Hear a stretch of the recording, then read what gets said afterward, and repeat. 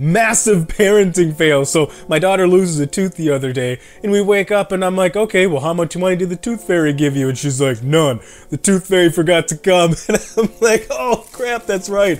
I was up late editing this video and forgot to slip some money underneath her pillow. My bad. Now the funny thing about it is this isn't the first time this has happened. This has happened probably like 3 or 4 times, the last 3 or 4 times that she's lost a tooth, and she's gonna end up growing up thinking like, man, I hate that tooth fairy. She was always late to my house. Tailoring your own clothes at home is easy, but despite the fact that it's easy, there's another word that's just as important that you're gonna wanna know about, especially if you are a beginner, and that's the word efficient. Because if you're not efficient about this whole DIY tailoring process, what's gonna happen? You're gonna tailor one thing and one thing only, and trust me, you'll probably never do it again. I'm SD, and I show guys like you how to tailor their own clothes at home, so if that sounds like a jam, yeah, you should click that subscribe button down below. Now let me give you a scenario that a lot of beginners run into, and this is a scenario that I ran into a lot for the longest time ever, and it wasn't until pretty recently that I stopped having this scenario or situation. Okay, so let's say you want a perfect fitting t-shirt. So what do? You go out to your local retailer, you go anywhere, you buy a particular t-shirt in a certain brand, in a certain size, and you take it home and you're like, all right, well, this t-shirt looks awful on me. It looks horrible. I'm going to make it fit me perfectly. So you do just that. You go about measuring and pinning and trying it on and straight stitches and zigzag stitches and so on and so forth. And you love that shirt. You absolutely love it. You fall in love with it. You wear it all the time. It is your favorite shirt, but there's kind of sort of a problem. You love the shirt, so well, you wear it a lot, you wash it all the time, and it starts to get a little bit weathered and it's seen better days, and you're like, well, now what? I really like this shirt. How do I go about getting other shirts to look like this and fit me like this? So you rinse and repeat all of those steps that you just did. You go out and you buy another t-shirt, and you know, you measure and you pin and you do all that stuff, and you're kind of like, well, this is kind of repetitive. Like, I already did all of this stuff. So why am I doing it again, even though this is like the same shirt that I tailored last time, the exact same shirt and the same size and everything, but I'm kind of, you know, retreading steps here, but there's got to be a better way about going about doing this, right? Holy shadows. About 1.5 years ago, maybe 2 years ago now, I had made a video where I made a paper template of the perfect fitting t-shirt. Now, what I did in that video is I tailored a t-shirt, measured it, pinned it, blah, blah, blah, you know what I'm about to say. And what I did then is I got a big piece of poster board and I kind of traced that outline of that t-shirt onto the poster board. Now, it kind of it works in theory, and I had also I had written the numbers down, the measurements down on the poster board too, so that I wouldn't forget it. And like I said, that worked at the time in theory. But the problem with that, there's a couple problems with that, is A, now you got a big piece of poster board that you have to always have somewhere stored away, and it's just kind of cumbersome, it's big, you have to find a good place for it, and B, we had moved probably a couple of months after I made that video, and it's really kind of embarrassing telling people that are helping you move, like, hey, what do you want me to do with this giant piece of paper that kind of looks like a t-shirt, but it doesn't really look like a t-shirt? Do you want this in a box, or what should I do with this? So at that point, I was like, all right, there has to be a better way to go about getting the perfect fitting t-shirt every single time, aside from having a big piece of paper always in my house. It's just kind of weird. There's an air freshener plugged into the wall right there, and I can taste it. It's gross. This is what we call a pandemic closet, and by a pandemic closet, I mean, well, as you can see, it's just a whole bunch of t-shirts, because that's really all that I wear, because I don't really leave the house that much. Now, what I want to bring your attention to is this chunk right here. Look at all these white t-shirts. I love wearing white t-shirts. They're really just kind of versatile and classic and timeless, and quite frankly, I wear them pretty much every single day now, unless we're making pasta for dinner, in which case I skip them. Now, what I want to bring your attention to is this. So I ordered them them by the way that I ended up buying them. I have 7 white t-shirts here total, and they all fit me perfectly. I love them, but the kind of the progression that I went through didn't really make any sense at the time. And by that, I mean, I started with 1 white t-shirt. I measured it, and I pinned it, and I tried it on to make sure I liked the fit, and then I sewed it up and tailored it and everything, and I loved it. It was great. But then fast forward a couple weeks later and it's like, okay, well, I want to get a couple more white t-shirts. So I ended up buying 2 more, but then it was like, whoa, wait. What exactly did I do for this t-shirt again? I don't really remember, but I guess we'll just, go ahead and do our thing for this one here. We're going to measure them, we're going to pin them, we're going to try them on, figure out that perfect fit, and then just, we got it down and it's perfect. These 2 fit great, which means all 3 of these fit great. Fast forward maybe a couple more weeks after that, and then I go and I pick up 4 more right here, and once again, it was like, all right, well, what did I do for these ones again? I mean, I like the fit, but I don't remember how I got this really nice, perfect fit. I don't remember what my measurements were, so I guess we're gonna have to go through and measure and pin and just kind of be really redundant about everything. And at the end of the day, I could have done all of this in a fraction of the amount of time if I just tracked everything that I was doing, if I checked out what measurements I was doing and I jotted them down somewhere, and it's like, all right, if you want to go buy a couple more white t-shirts, you can do exactly that, and you don't have to measure them again. You just have to pin them up. You just jot down your measurements, pin them up, and then just have at it. All I hear is your turn signal right now. Did you just butt dial me?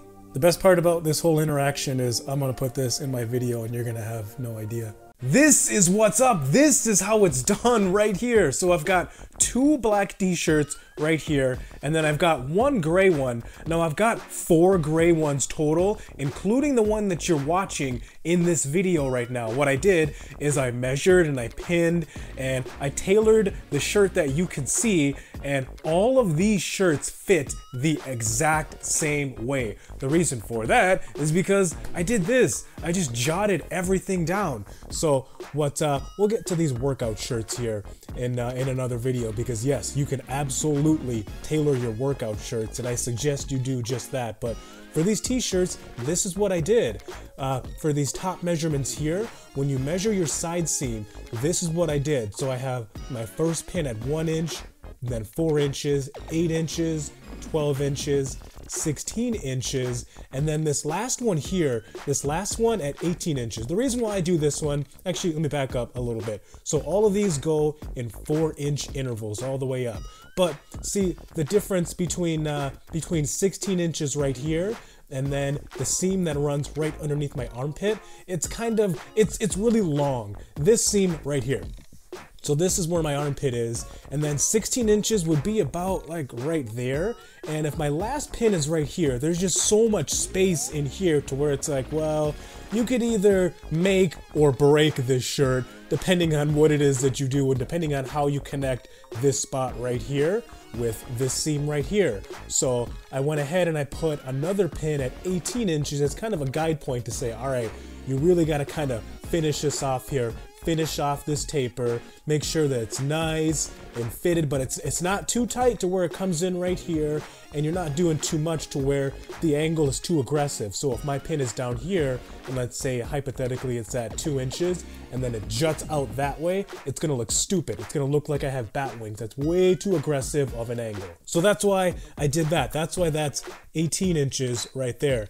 Now, as far as my measurements go, I love these measurements and kind of dissecting these a bit here. The reason why I have this bottom pin here at 1/2 of an inch is because what can happen on your t-shirt when you're tailoring it is, yeah, you like to give it, or I should say, you can give it a nice taper depending on the fit that you're looking for, but you might start a little bit too aggressive right down here at the bottom. And by that, I mean, let's say your t-shirt fits perfectly on your hips, you know, like it's not too tight or anything like that. But then when you go to tailor it, you can be a bit too aggressive down here to where when you put it on, it's just really tight on your hips because you're not compensating for the fact that not only do you have your hips, but you've got, you know, the waistband on your pants and you also have your belt. So it's really constricting down here. It can look fine up here in the body of the shirt, but down here it's like, no, that's way too much.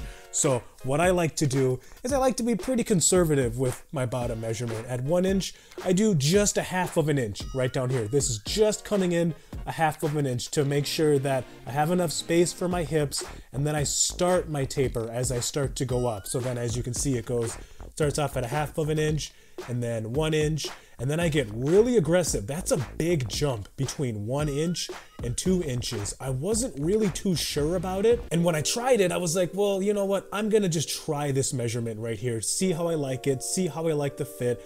I don't really know if it's gonna work too well, but lo and behold, I ended up loving it. Despite the fact that it's aggressive, your measurements are gonna vary depending on your shape, but despite the fact that it's aggressive, I absolutely love it. And then this is where my chest and my back start on my shirt and on my body. So I like to come back out, you know, a little bit here. I don't like to come out to 1 inch. I do 1.25 inches just because that's the fit that I ended up liking. And then I come out to 1 inch right here, and then this is where that 18 inches is right here. So for 18 inches, I do a half of an inch because that's telling me, hey, let's finish this up, let's be done here. Let me pull up this shirt here. Let's be done. You have your chest, your armpit seam. You don't want your shirt too tight or anything. You can't even see that. You don't want your shirt to be too tight up here at all. So let's be finished with this. I wrote these down for demonstration purposes because I wanted to show you what it is that I like to do for my measurements and show you that, you know, you can write it down too. But what I actually do is I keep it on a notes app on my phone. That way, you know, it's kind of future proof. I'm gonna have it forever. I don't have to worry about keeping this piece of paper with these measurements all the time, you know. Keep it, make sure that I don't lose it. That way, if it's in my phone, then, well, I'm not going to lose it. And last but not least, I want you to take a look at this. This is the bedspread that we have here, and I really messed up. I took it to the laundromat, and I didn't take any tennis balls with me or anything so that I can put it in the dryer and it doesn't get messed up. Look at how lumpy this thing is. So once you scale up all of this and you do everything kind of sort of in bulk, there's one more thing or one more process that you want to go through when you go about doing this, and that's kind of becoming a little bit of an assembly line. And well, by that I mean, don't necessarily take one shirt and measure it and then pin it and put a straight stitch, zigzag stitch, you know, cut off all the extra fabric, all that stuff, and then move on to the next shirt. No, no, no, no, no. Become an assembly line. And by that I mean, pin all of your shirts all at the exact same time, and then once they're all pinned up, you're gonna put a straight stitch on one side and a straight stitch on the other side, and then whoa, whoa, whoa, you're gonna move on to the next shirt. You're gonna put another straight stitch on one side and a straight stitch on the other side. You're not gonna do everything to one shirt and then move on to the next shirt. No, no, no. Do all of the steps together. Straight stitch, zigzag stitch, cutting off the extra fabric. Do all of that on all of your shirts at the same time. And then after, like, honestly, probably like 40 minutes, if you're doing 10 t-shirts, after about 40 minutes, you're gonna be like, holy crap, I'm done. That's awesome. That's incredible. And then I'm all over here like, yeah, I know. It's pretty awesome, but it's pretty dope, isn't it? You're welcome. That's all I got for you. SD out. See ya.